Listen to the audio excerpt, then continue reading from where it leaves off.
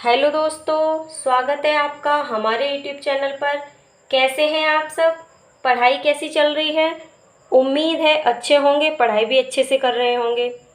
तो चलिए, आज हम आपके लिए एक नया सब्जेक्ट लेकर आए हैं, ज्योग्राफी, जो हमारे यहाँ नहीं चल रहा था अब तक।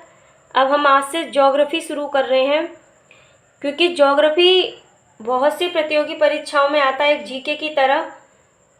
पेट का भी एग्ज़ाम आने वाला है, तो पेट को देखते हुए और अन्य सभी एग्जाम को देखते हुए अब हम ज्योग्राफी शुरू कर रहे हैं। एक बेहतर रणनीति के साथ हम पढ़ाएंगे आपको। तो उससे पहले अगर आप हमारे चैनल पर नए हैं तो चैनल को सब्सक्राइब करें, वीडियो को लाइक करें, शेयर करें, क्योंकि आपके पॉजिटिव रिस्पॉन्स से हम बेहतर करने की कोशिश करते हैं। हम चाहते हैं आपका सिलेक्शन हो। चलिए, तो हम शुरू करते हैं। भारत का भूगोल। आज से हम भारत का भूगोल पढ़ाने जा रहे हैं। आप हेडिंग डाल लीजिए, भूगोल, भारत का भूगोल। और हम आज पहला टॉपिक आपको पढ़ाएंगे, अक्षांशीय विस्तार। चलिए देखते हैं, हेडिंग डाल लीजिए, अक्षांशीय विस्तार। देखिए,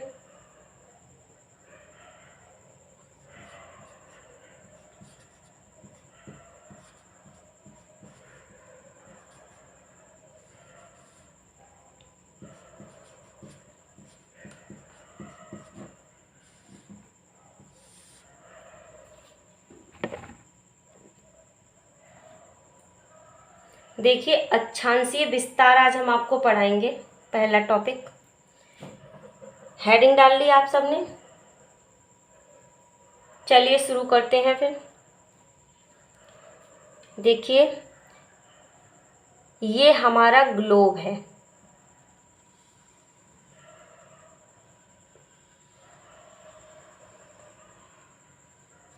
बहुत अच्छा बना है। चलिए देखते हैं।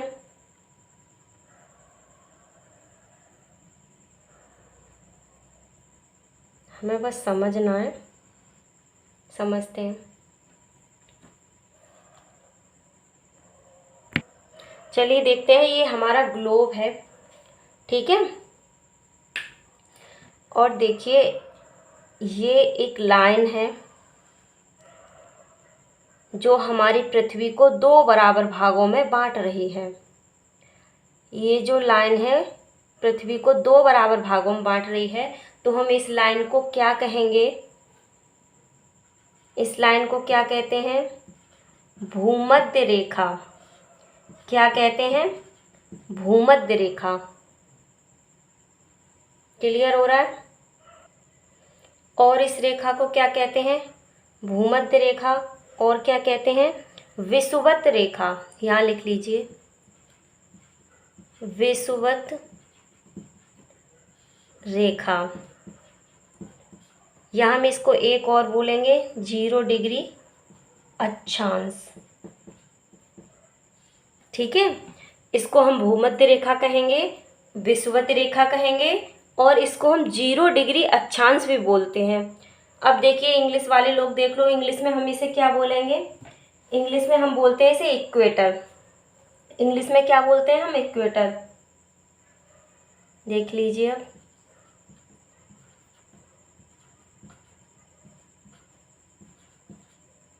इक्वेटर, इंग्लिश में हम इसे इक्वेटर बोलेंगे, हिंदी में भूमध्य रेखा, या फिर हम विषुवत रेखा कहें, या फिर हम 0 डिग्री अक्षांश कहें।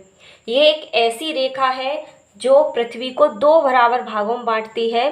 पृथ्वी को दो बराबर भागों में बांटती है। ऊपरी भाग को हम क्या कहेंगे? देखिए, ऊपरी भाग को क्या कहेंगे? उत्तरी गोलार्ध। क्या कहेंगे? उत्तरी गोलार्ध। और इस भाग को हम क्या कहेंगे? दक्षिणी गोलार्ध। दक्षिणी गोलार्ध, ठीक। ये हमारी रेखा है जो पृथ्वी को दो बराबर भागों में बांट रही है। इसे हम भूमध्य रेखा कह रहे हैं, या फिर हम विषुवत रेखा कह रहे हैं, या फिर हम 0 डिग्री अक्षांश भी कह रहे हैं। इंग्लिश में हम इसे इक्वेटर कहेंगे। ऊपरी भाग ये उत्तरी गोलार्ध है और ये दक्षिणी गोलार्ध है। इतना आपको समझ में आ गया?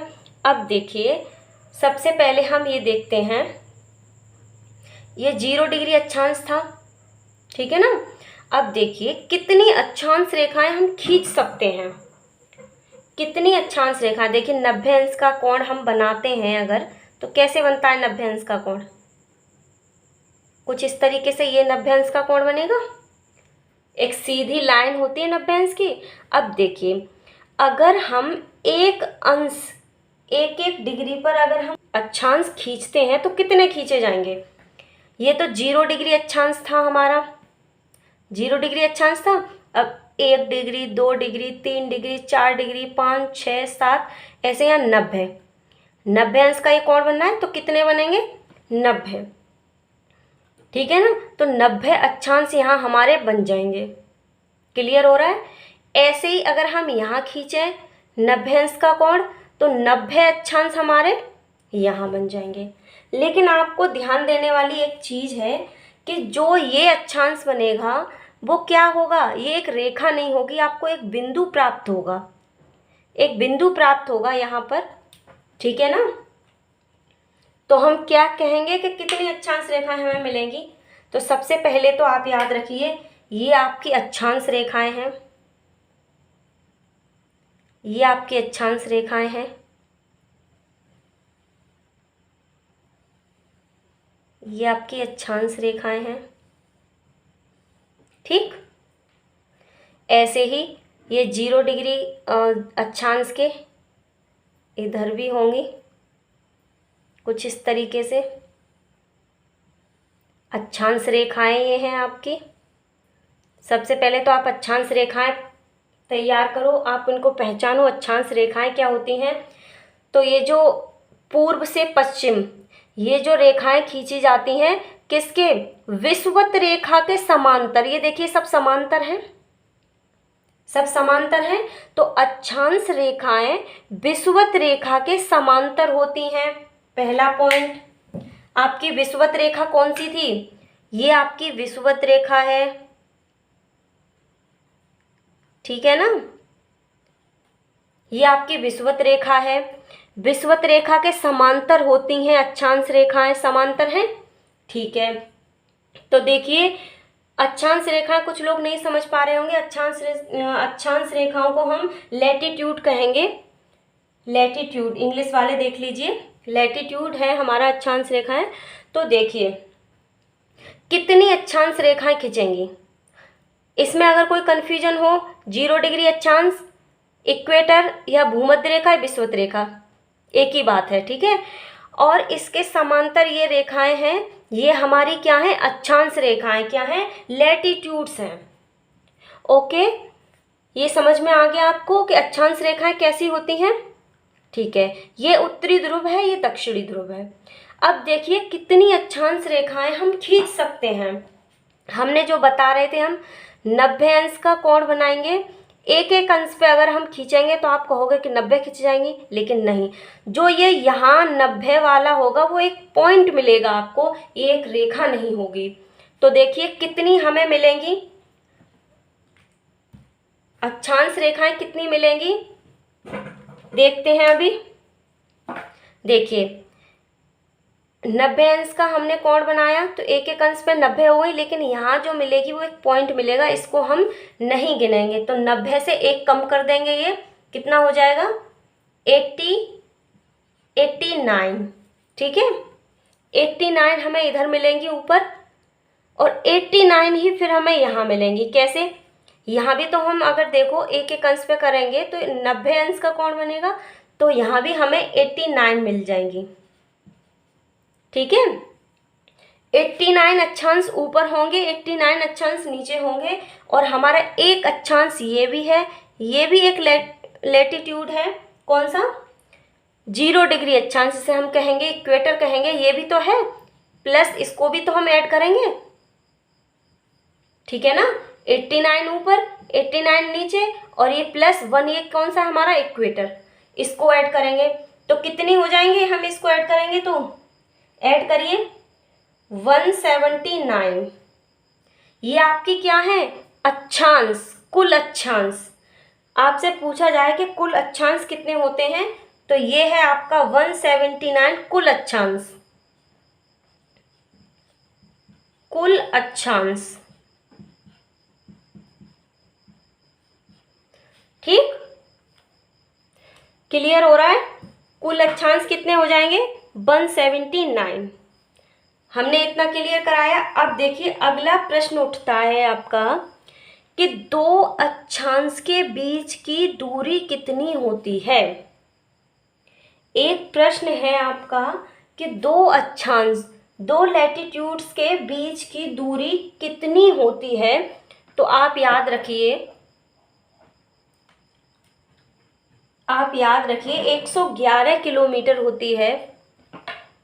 अब मैं यहाँ लिख देती हूँ।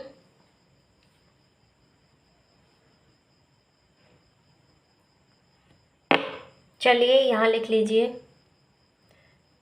यहाँ लिख देते हैं हम।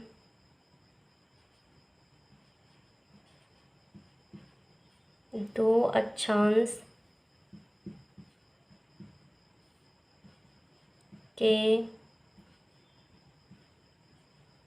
बीच की दूरी,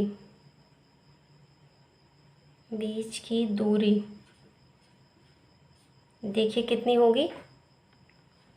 111 किलोमीटर। ठीक है, 111 किलोमीटर दिख रहा है आपको? 111 किलोमीटर है ये। ठीक है, क्या है? Kilometre, 111 kilometre. ठीक है ना। अब देखिए हमने आपको अक्षांश के बारे में सब कुछ बता दिया है। देखिए हमारा ये ग्लोब है, एक बार रिपीट कर देते हैं हम, देख लीजिए। ये हमारा ग्लोब है जिस पर ये जो लाइन थी इसे हम इक्वेटर कहेंगे, या हम भूमध्य रेखा कहें, या विषुवत रेखा कहें, या 0 डिग्री अक्षांश कहें, बात एक ही है। ये जो रेखा होती है पृथ्वी को दो बराबर भागों में बांटती है। ऊपरी भाग को हम उत्तरी गोलार्ध कहेंगे और इस भाग को हम दक्षिणी गोलार्ध कहेंगे। ठीक है, ये जो हमारी अक्षांश रेखाएं होती हैं ये ऐसी पूरब से पश्चिम की तरफ होती हैं और ये क्या विषुवत रेखा के समांतर होती हैं।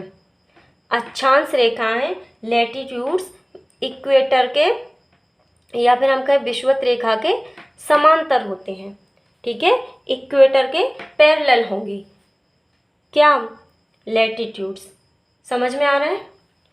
अब देखिए इतना हमने देख लिया, तो इनको हम क्या कहेंगे? उत्तरी अक्षांश। ये उत्तरी गोलार्ध है, तो जो उत्तर में हमारे अक्षांश होंगे हम उसे क्या कहेंगे? उत्तरी अक्षांश। और इनको हम क्या कहेंगे? दक्षिणी अक्षांश। क्योंकि ये उत्तरी गोलार्ध है, उत्तरी गोलार्ध में जो अक्षांश हैं हम उनको उत्तरी अक्षांश कहेंगे, और जो दक्षिणी गोलार्ध में जो अक्षांश हैं, जो लैटिट्यूड्स हैं, हम उन्हें क्या कहेंगे? दक्षिणी अक्षांश। इतनी बात क्लियर है? ठीक। अब देखिए, अब हम कहते हैं कि कितने अक्षांश खींचे जा सकते हैं। तो देखिए अगर हम 1 डिग्री के अंतराल पर अगर हम खींचें, 1 अंश के अंतराल पर खींचेंगे, तो देखिए 0 के बाद 1 2 3 4 ऐसे 90 हमारा एंगल बनेगा। तो यहाँ पे मैं समझाने के लिए बता रही हूँ आपको। तो यहाँ जो 90 पे एक पॉइंट मिलेगा, हम इसको काउंट नहीं करेंगे, 89 काउंट करेंगे। ठीक है ना, 89 ऊपर होंगे, 89 हमारे नीचे होंगे। ये +1 कौन सा है? ये जो हमने बताया था 0 डिग्री अक्षांश है, जो इक्वेटर है या फिर हम कहें विषुवत रेखा है, इसको भी हमने जोड़ दिया। अब इन्हें हम जोड़ेंगे तो कुल कितना आएगा? 179। ये क्या है? हमारे कुल अक्षांश। कुल अक्षांश रेखाएं कितनी होती हैं? तो आप बताएंगे 179। क्लियर हो रहा है? आपसे पूछा जाएगा कुल अक्षांश रेखाएं कितनी होती हैं? 179। आपको याद करने की जरूरत नहीं है, आप समझिए यहाँ से कितनी होंगी? ऊपर 89 होंगी। कैसे होंगी मैंने बता दिया। यहाँ भी 89 होंगी और +1 हम ये 0 डिग्री अक्षांश को भी हम +1 करेंगे, तो 179 हमारी कुल अक्षांश रेखाएं आ जाएंगी। इतना क्लियर है? अब अगला आता है कि दो अक्षांश रेखाओं के बीच की दूरी कितनी होगी। तो देखिए दो अक्षांश रेखाओं के बीच की दूरी 111 किलोमीटर होती है। कितनी होती है? 111 किलोमीटर होती है। दो अक्षांश हैं ये, दो समांतर अक्षांश। ठीक है, तो दो समांतर अक्षांश के बीच की दूरी कितनी होगी? 111 किलोमीटर। ठीक है, ये जो अक्षांश रेखाएं होती हैं, लैटिट्यूड्स होते हैं, ये एक काल्पनिक रेखाएं होती हैं। कैसी रेखाएं होती हैं? काल्पनिक रेखाएं होती हैं। क्लियर? चलिए, तो हमने अक्षांश रेखाएं बता दिया आपको, लैटिट्यूड्स पढ़ा दिया। इसमें अगर कोई दिक्कत है तो आप हमें कमेंट करके पूछना। अब हम आगे आपको बताएंगे देशांतर रेखाएं। क्या बताएंगे हम आपको? देशांतर रेखाएं। बहुत अच्छे से हम समझते हैं, बहुत अच्छे से समझ में आ रहा होगा। चलिए देखते हैं आगे। आगे हम देखते हैं देशांतर रेखाएं। चलिए अब हम आपको पढ़ाएंगे देशांतर रेखाएं। इंग्लिश में बोलेंगे लॉन्गिट्यूड्स। चलिए देखते हैं हम देशांतर रेखाएं, लॉन्गिट्यूड पढ़ाएंगे हम अब आपको। तो देखिए, हम ग्लोब बनाते हैं एक।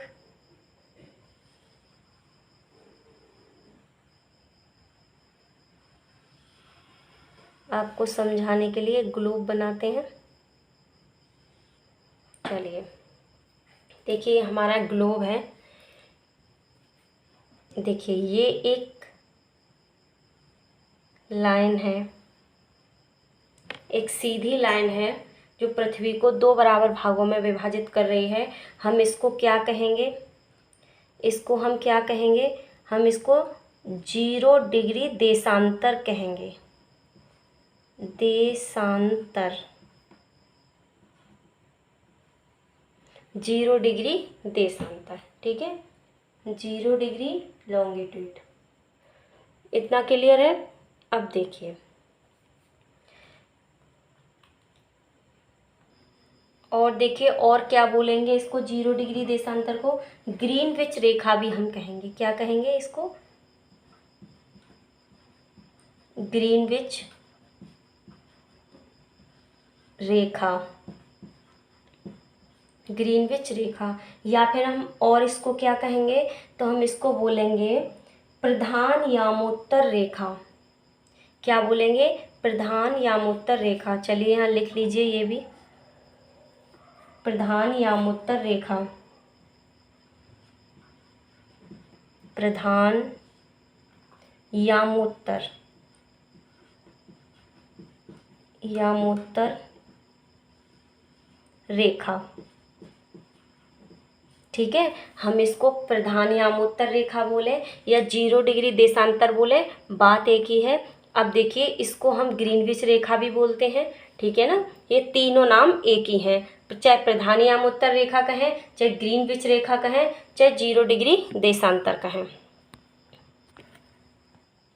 ठीक है ना, ये जो रेखा है, जो उत्तरी ध्रुव से दक्षिणी ध्रुव को मिलाने वाली इस काल्पनिक रेखा को हम 0 डिग्री देशांतर या फिर प्रधान यामोत्तर रेखा या ग्रीनविच रेखा कहते हैं।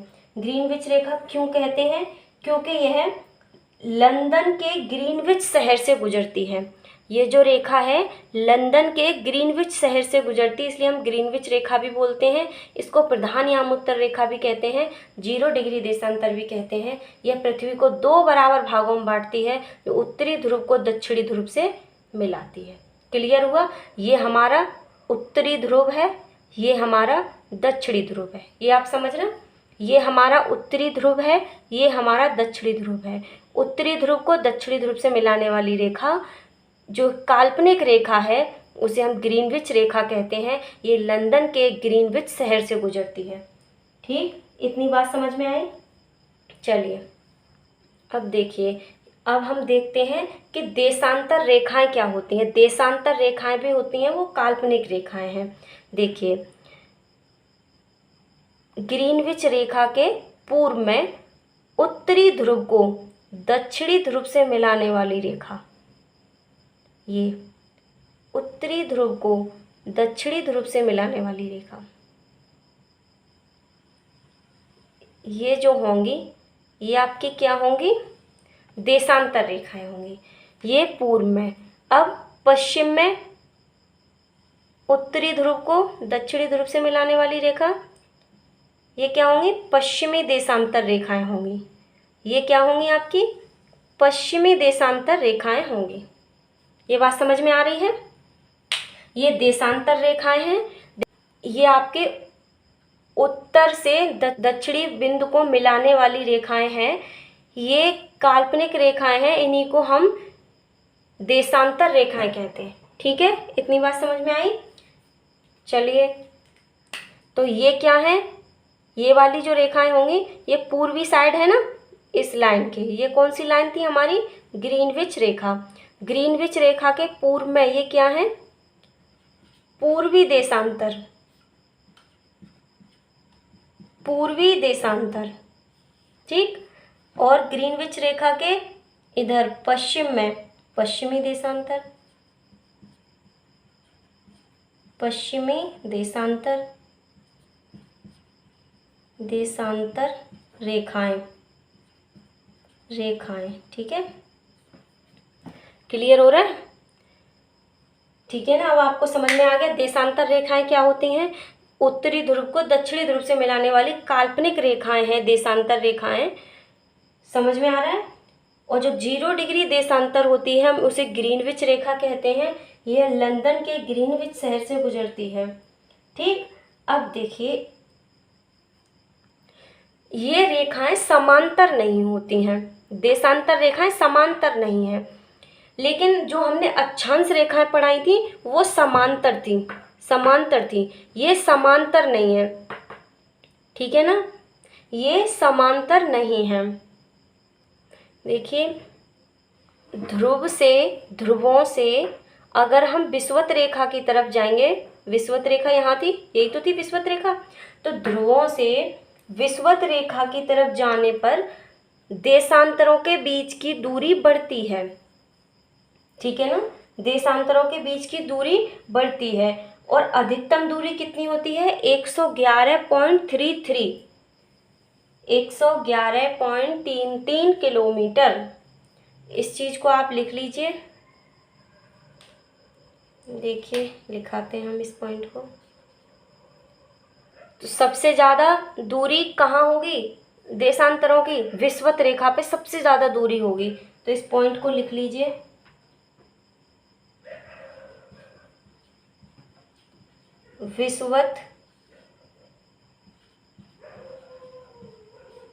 विषुवत रेखा पर